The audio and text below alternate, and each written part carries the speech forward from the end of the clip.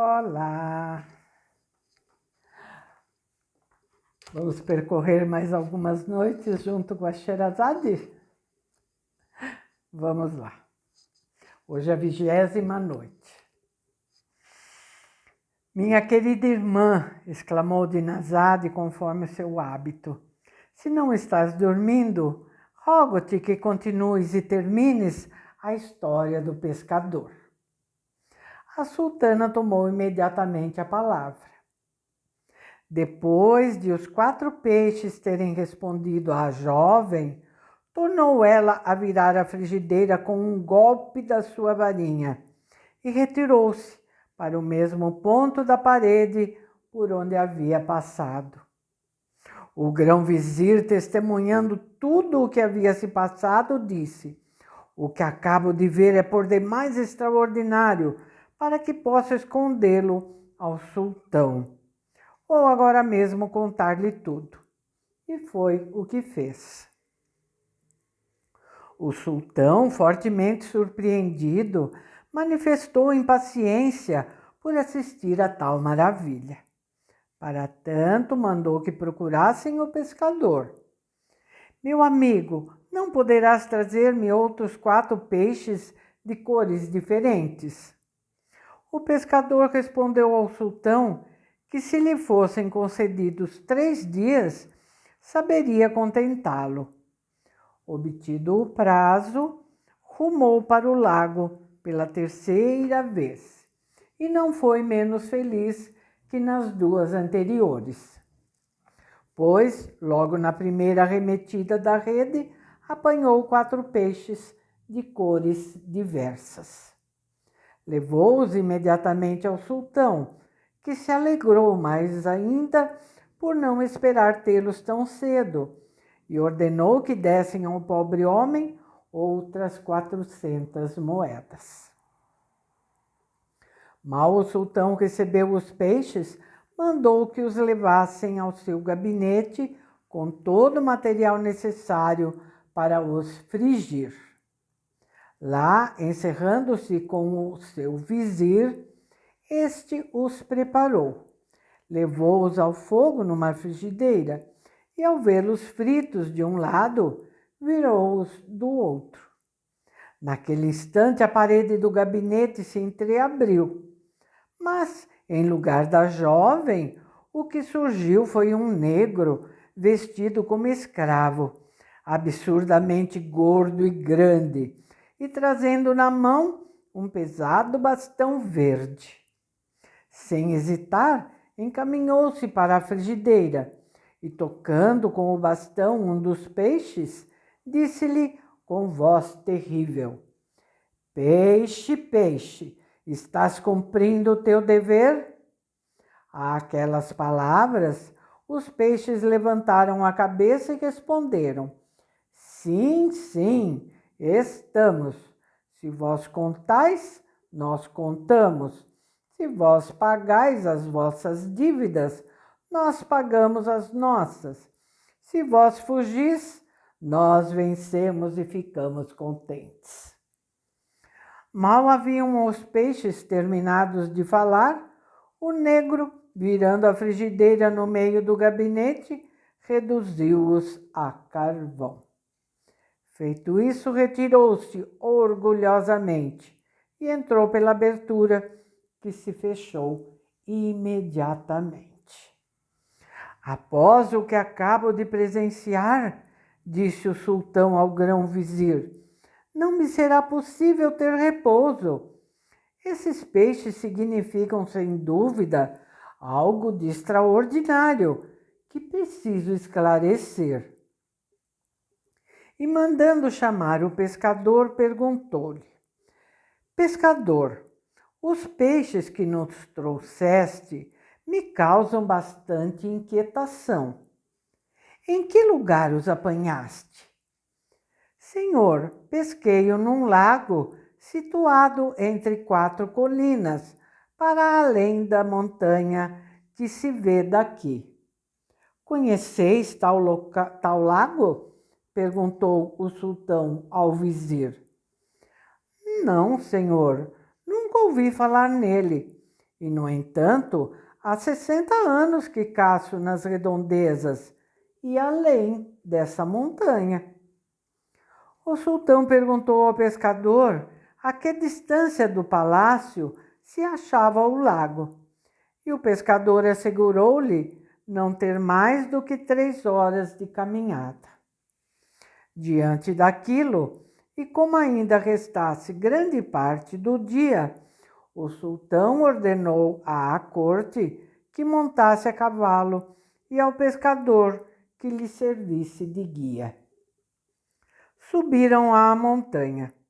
Ao descerem, deparou-se-lhes, aos olhos surpresos, uma vasta planície que ninguém vira até então.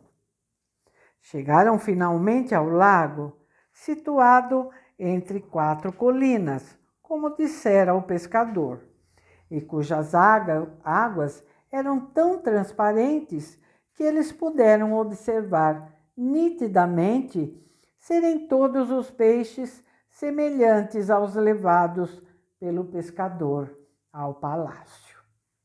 O sultão deteve-se à margem do lago e, após ter contemplado os peixes por algum tempo, cheio de admiração, perguntou aos emires e a todos os cortesãos como era possível que jamais tivessem visto aquele lago, tão pouco distante da cidade. Responderam-lhe que sequer nele haviam ouvido falar. Já que concordais todos, disse-lhes, em afirmar que jamais ouvistes falar nele, e como eu mesmo não me espanto menos do que vós com tal novidade, estou resolvido a não voltar ao meu palácio sem saber por que motivo este lago aqui se encontra e por que contém apenas peixes de 4 cores. Assim, ordenou que armassem as tendas à margem do lago, o que foi feito sem perda de tempo. Ao cair da noite, no seu pavilhão, disse ao grão-vizir, em particular: domina-me o espírito estranha inquietação. O lago, o negro que nos apareceu no gabinete, os peixes que ouvimos falar, tudo me aguça a curiosidade de tal modo que não posso resistir à impaciência de a satisfazer. Para isto, articulo um plano que hei de realizar. Afastar-me-ei sozinho do acampamento e ordeno-vos que mantenhais em segredo minha ausência. Ficareis no meu pavilhão e amanhã de manhã, quando meus emires e cortesãos se apresentarem, despedi-los-ei, dizendo-lhes que me sinto ligeiramente indisposto e quero estar só. Nos dias seguintes, continuareis a lhes dizer a mesma coisa, até que eu volte. O grão-vizir tudo fez para que o sultão desistisse do seu plano, mostrando-lhe o perigo a que se expunha e o trabalho que provavelmente seria inútil. Mas nada logrou com sua eloquência. O sultão não desistiu do plano meditado e preparou-se. Vestiu um traje cômodo para andar a pé. Muniu-se de um sabre e mal viu que tudo estava tranquilo no acampamento, partiu. Dirigindo-se para uma das colinas, subiu-a sem muito esforço. Mais suave ainda lhe pareceu a descida. Ao chegar à planície, caminhou até o nascer do sol. Percebendo então ao longe um grande edifício, alegrou-se, na esperança de ali poder saber o que tanto almejava. Já perto, notou tratar-se de um magnífico palácio, ou antes de um verdadeiro castelo fortificado, de esplêndido mármore negro, polido, coberto de um aço fino como espelho. Satisfeito por não ter andado muito tempo sem encontrar algo digno, pelo menos da sua curiosidade, deteve-se diante do castelo e contemplou-o com atenção. Em seguida, avançou até a porta de 2 batentes, dos quais um se achava aberto. Sem que nada o impedisse de entrar, resolveu bater, o que fez com delicadeza, aguardando depois. Mas não vendo ninguém, julgou que não o tivessem ouvido. Por conseguinte, bateu outra vez, com mais força. Não vendo nem ouvindo ninguém, redobrou a intensidade dos golpes. Ninguém. Aquilo o surpreendeu, pois não podia imaginar como um castelo tão bem conservado fosse abandonado. Se não há ninguém, pensou, nada devo temer. E se há alguém, tenho com quem me defender. Tenho com que me defender. Entretanto, pois, no vestíbulo, perguntou: não há alguém aqui para receber um estranho que necessita refazer suas forças? Repetiu a mesma coisa 2 ou 3 vezes. Mas, embora falasse bem alto, não obteve resposta. O silêncio aumentou-lhe o assombro. Passando por um pátio espaçoso e olhando para todos os lados para ver se não descobria alguém, não conseguiu divisar nenhum ser vivo. Mas, Senhor, disse Sherazade, o dia que acaba de nascer mais uma vez me impõe silêncio. Ah, minha irmã, disse Dinazade, tu nos deixas no trecho mais interessante. É verdade, respondeu a sultana. Não te esqueças, porém, minha irmã, da necessidade. Depende apenas do sultão, meu amo, ouvires o resto amanhã.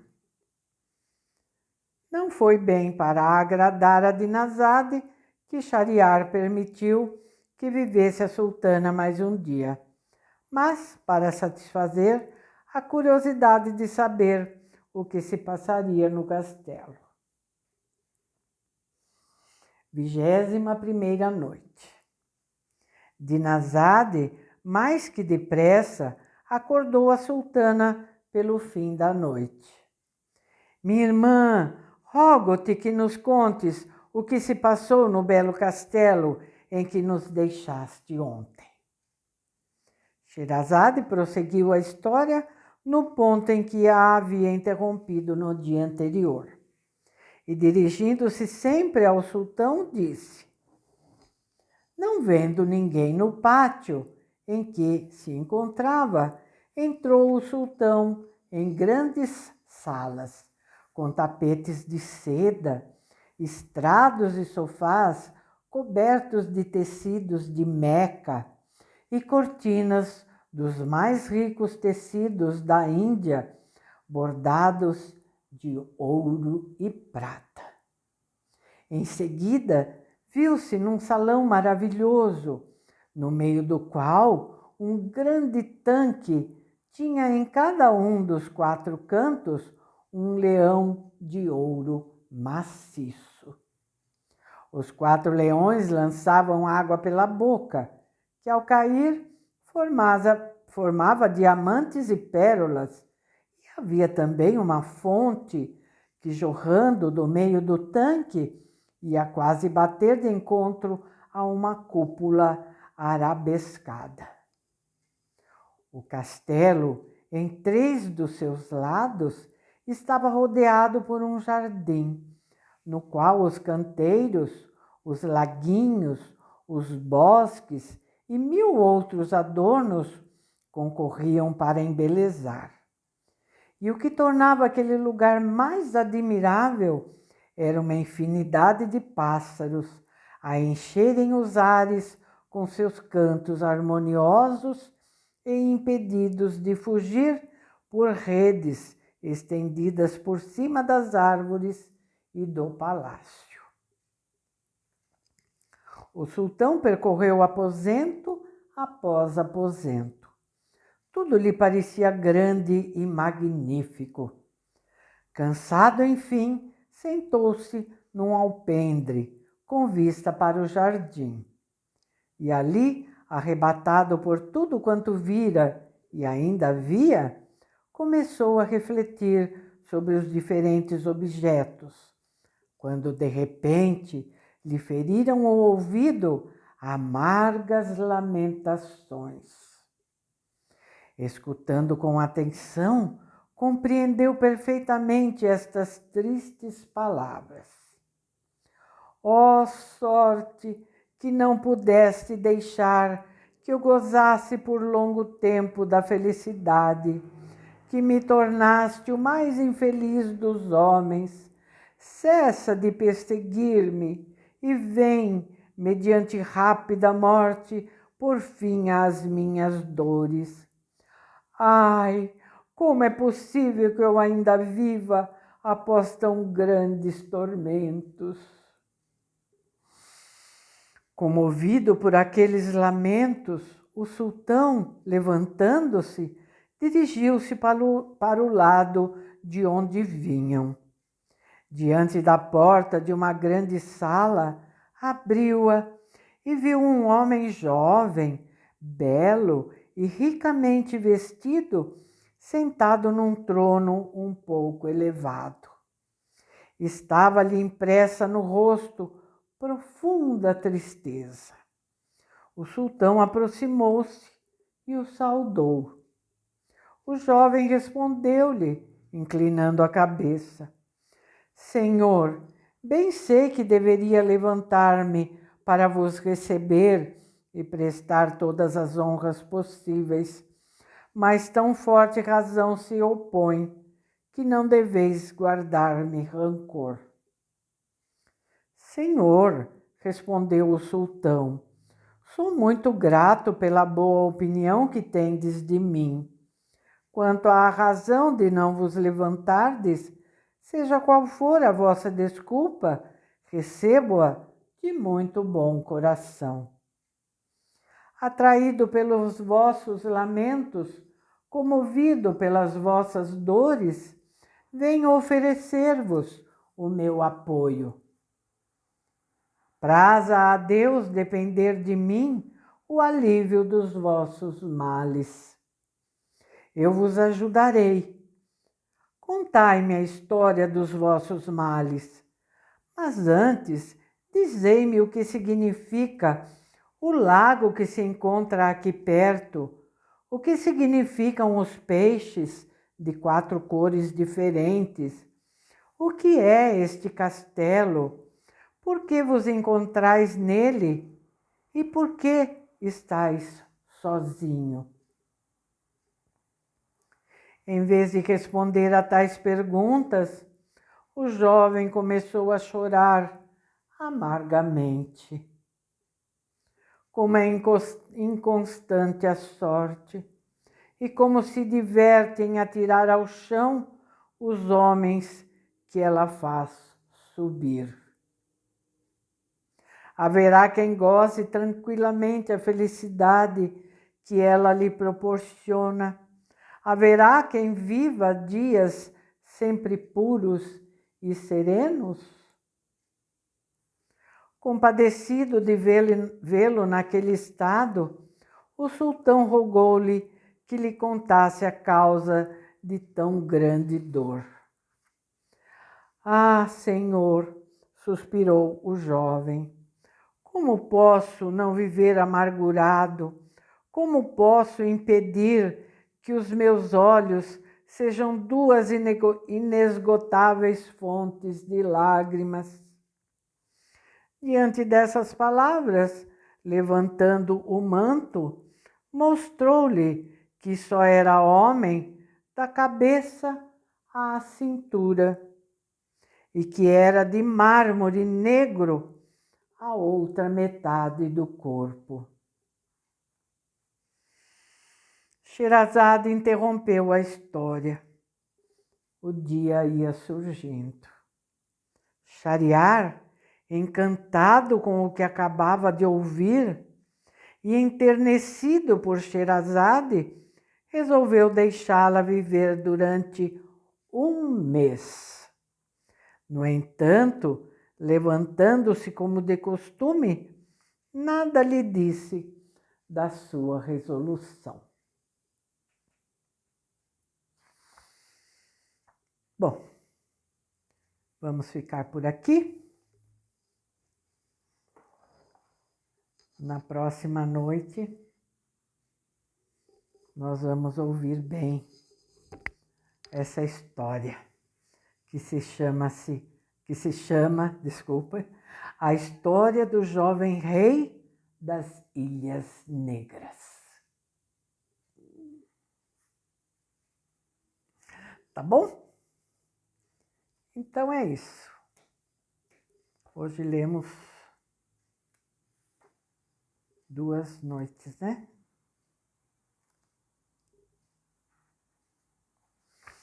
Tá bom, minha gente. Então, encerramos também a semana, não é? Eu desejo a todos um ótimo final de semana e segunda-feira estaremos de volta com mais histórias das 1001 Noites e com mais filosofia de O Caibalho. Tá bom? Tchauzinho, então. Por favor, não esqueçam daqueles pedidinhos que eu faço para vocês, tá bom? Não esqueçam, tá? Tchauzinho.